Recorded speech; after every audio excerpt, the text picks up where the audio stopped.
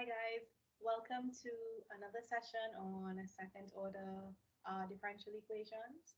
So on screen, I have shown you guys the basic function that can come equation, and you can first immediately identify that it's different from those last types of equations we have been doing.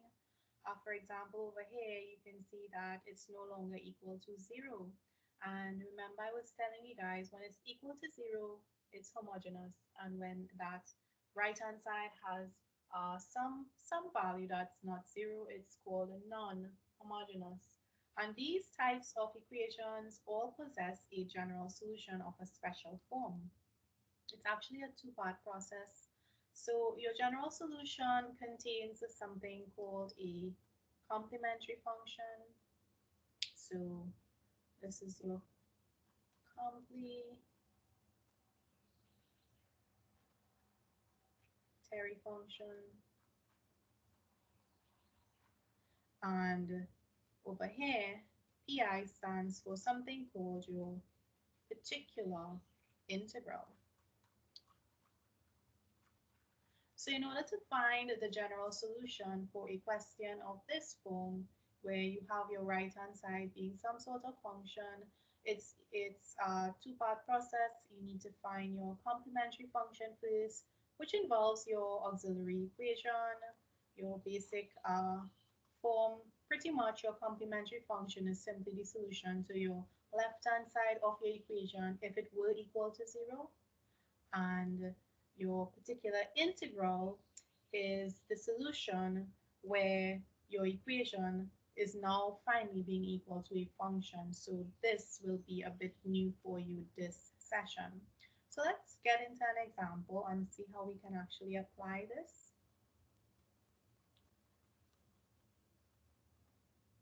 Okay, so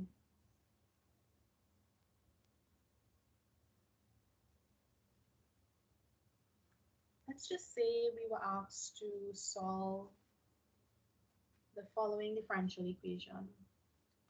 d2y dx squared plus 2 dy dx minus 3y being equal to 4. Now, the right-hand side has a value of 4, which means that we will have to apply that general solution having a complementary function as well as a particular integral. Now, you can go ahead and you can solve using your auxiliary equation. You can set up your left-hand side to be of the form m squared plus 2m minus 3 equals 0, and you can go ahead and you can arrive at solutions for m. I believe you would get m equals minus 3 and 1. And of course, this is a situation where you realize you are having real and distinct roots. And when you have real and distinct roots, usually your general solution looks like this form. You would have y is equal to a e to the minus 3x plus b e to the 1x, or just x. Now, because in this question, we have our right-hand side of the equation being equal to some sort of function that is not equal to 0, then this is not our final answer. So this is not our general solution.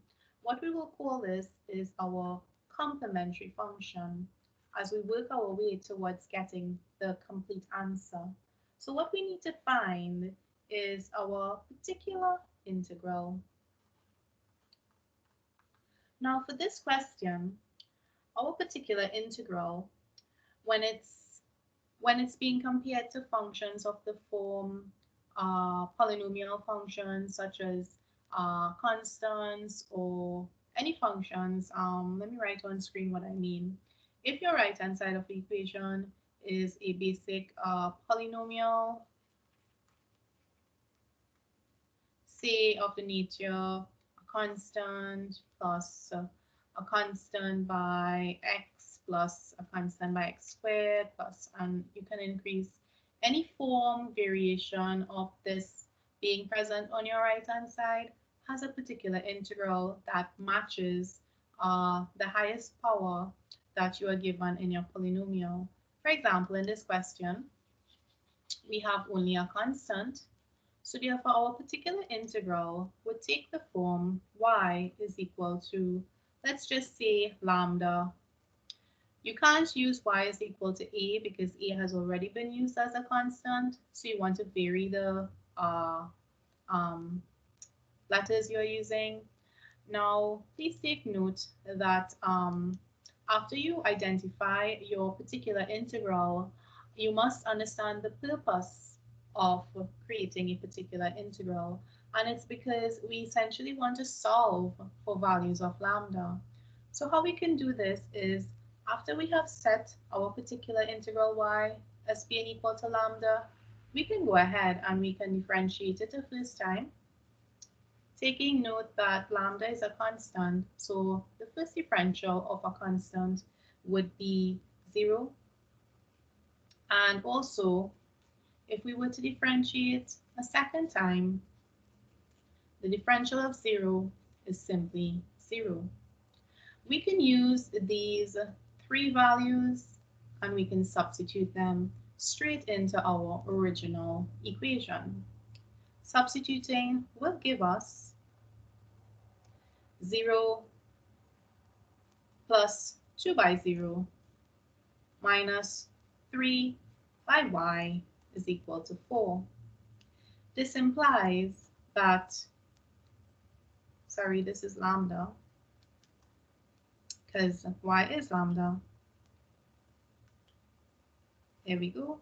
This implies that lambda, after you do a series of calculations, lambda works out to be equal to 4 on negative 3.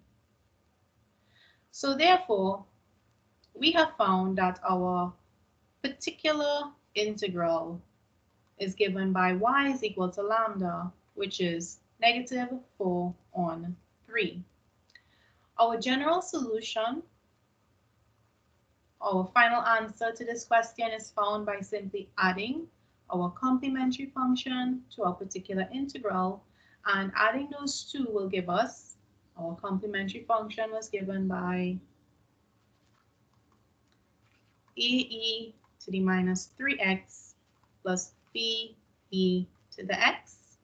And then to this, we will add our particular integral, which is found by y is equal to minus 4/3. So we can change that sign and simply write minus 4 over 3. And that's our general solution to this question. We will look at another example where our function is increasing in powers of x.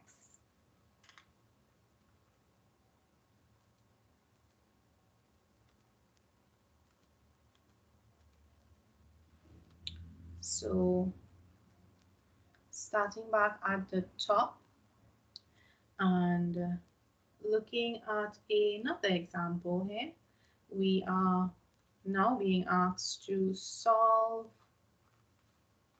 the following differential equation of the form d2y dx squared plus 2 dy dx minus 3y is equal to 4x.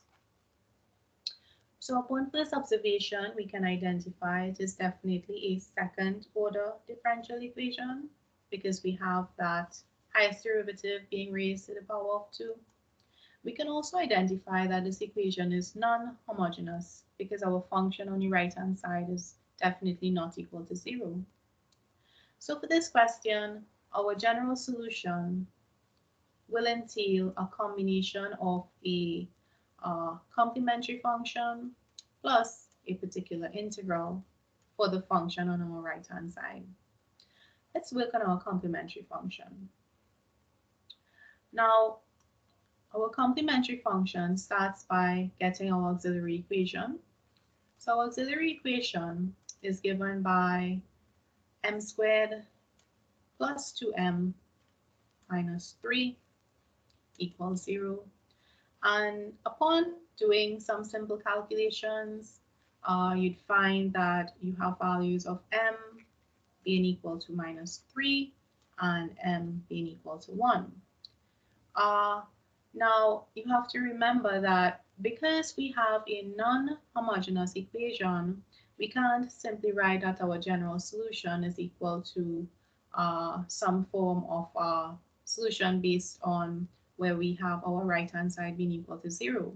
Instead, we are going to call our first part of our solution our complementary function. And for this question, our complementary function will be given by y is equal to a e to the -3x plus b e to the 1x, or just x. Now we'll move on to our second part, which is finding our particular integral.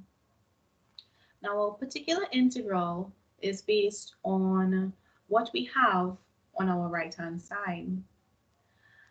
Now usually we start our particular integral with a constant, let's just say mu, and then we keep increasing based on how high of a power we have present in our function.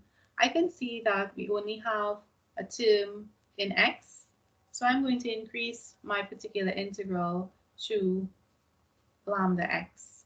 Now take note that mu and lambda are just arbitrary constant values. I could have, if I wanted, I could have used c plus dx or any form or combination of these two terms.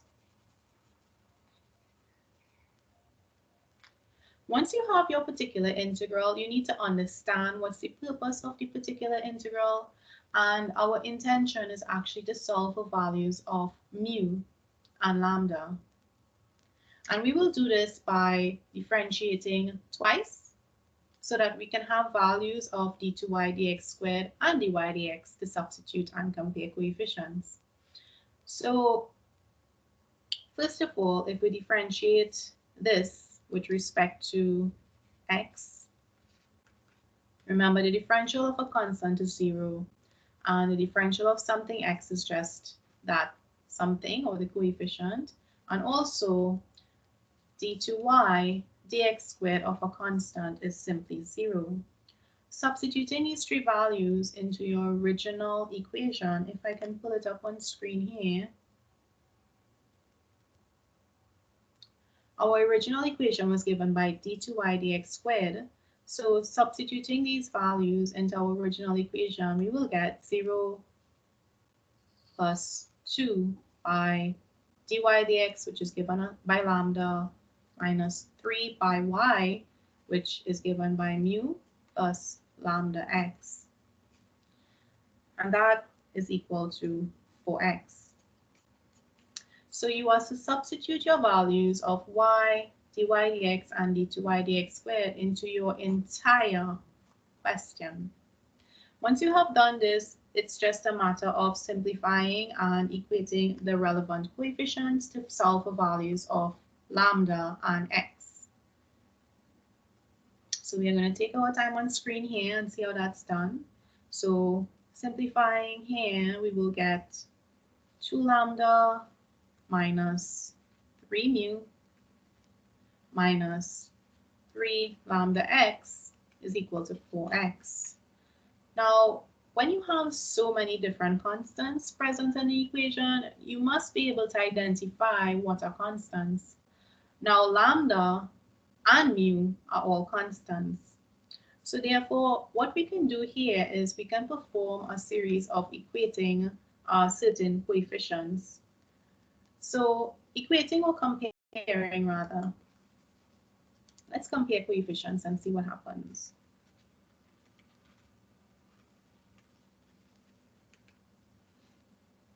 So comparing coefficients, for example, if I were to compare the coefficient of x on my right-hand side, the coefficient of x on my right-hand side is simply 4. And on my left, the coefficient of the only term that is of x is minus 3 lambda. This means that we have a value for lambda of minus 4 and 3. Now, you can also compare the coefficients of your constants. On your left-hand side, so we are going to compare constants now. On your left-hand side, our constants are given by 2 lambda minus 3 mu. And on our right-hand side, we have no constants, so therefore we can write that being equal to 0. We can recall from just a step before, we found a value for lambda to be equal to 4 on minus 3.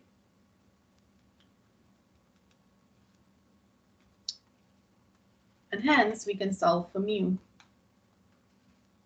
Solving, we will get mu to be equal to 2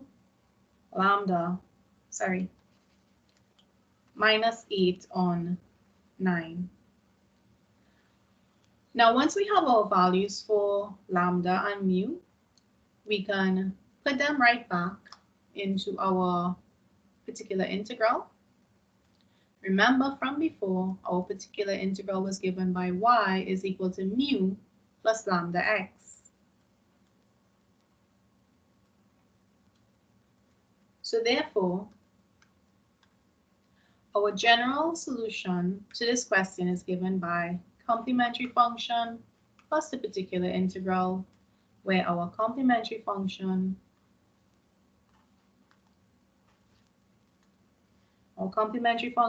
was given initially by a e to the minus 3x plus b e to the x, and then we had our particular integral that we just found values for mu and lambda, and when we put them together, you'll get 4 to its x minus 8 on 9. And that's your answer for the general solution to this type of equation. Now, there are other different types of questions that can come. For example, you can have questions which involve cubic polynomials. You can have questions which involve any order of polynomials, and they tend to increase in complexity. But if you guys would like to see some more examples on these types of questions, you can be sure to message me and I'll be glad to do some of these. Where the, let me just go back to our question here, where you have functions on your right-hand side. Instead of them being 4x, you can have functions of the form, you can have x squared minus 1. In a case like that, your particular integral that you set would need to increase as well till you reach x squared. So you might start off with lambda plus mu x plus alpha x squared, and you just simply keep on adding and increasing terms till you can match what's written on your right-hand side of the equation. If you would like to see examples like these, just message me down below for a tutorial and I will be glad to do them. So guys, that's the end of this video. I hope that it was very helpful, and I will be doing more videos where we will be looking at when our function on the right-hand side is a trigonometric function, as well as when the function can be an exponential function. So be sure to stay tuned, and I look forward to working with you guys. See you soon. Bye.